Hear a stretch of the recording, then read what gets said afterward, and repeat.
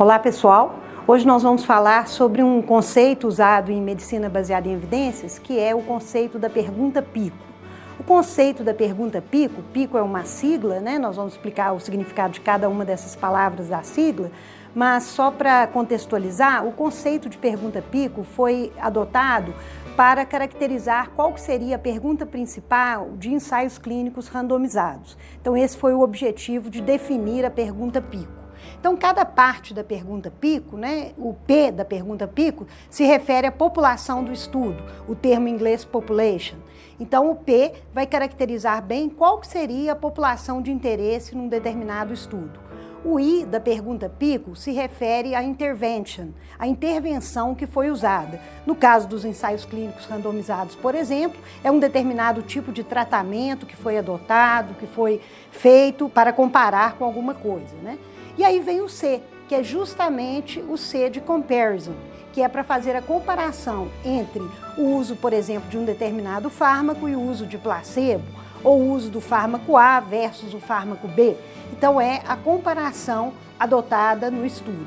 E o O, que é o último termo da palavra PICO, é o termo outcome, que na tradução significa desfecho. Quer dizer, qual que é o desfecho esperado ou desfecho de interesse. Por exemplo, pode ser a melhora de uma determinada doença, se for um antibiótico, o controle de uma determinada infecção. Pode ser, por exemplo, se for um quimioterápico para tratar o câncer, a resolução da neoplasia ou a diminuição da mortalidade, dependendo do tipo de estudo. Então, os desfechos podem variar. E é interessante comentar que a gente pode ter um desfecho principal, que é o de maior interesse do estudo, mas também podemos ter desfechos secundários, desfechos de interesse um pouco menor, mas que também trazem alguma informação dentro do estudo. Então, a ideia de estabelecer a pergunta PICO é para a gente poder situar bem que tipo de estudos nós vamos buscar na literatura e como que nós vamos encontrar esses estudos.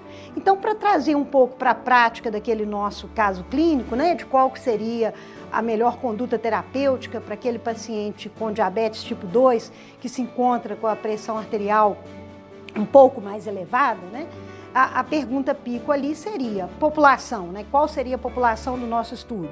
Seria pacientes diabéticos, né? Com um certo grau de hipertensão. A intervenção seria qual o tratamento antihipertensivo de escolha, se deveria usar ou não o tratamento antihipertensivo.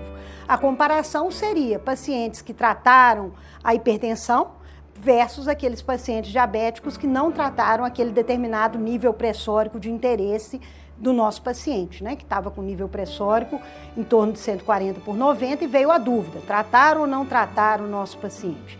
E o desfecho seria se esse tratamento trouxe algum benefício, trouxe alguma melhora, teve alguma consequência favorável para o nosso paciente, né? Então, vocês viram que depois, quando a gente faz as buscas, a gente vai nortear todas as nossas buscas para responder essa pergunta PICO, que é saber se aquela população, por meio daquela intervenção, teve um desfecho, né? A comparação dessa população com fazer a intervenção ou não, levou a um desfecho favorável ou não.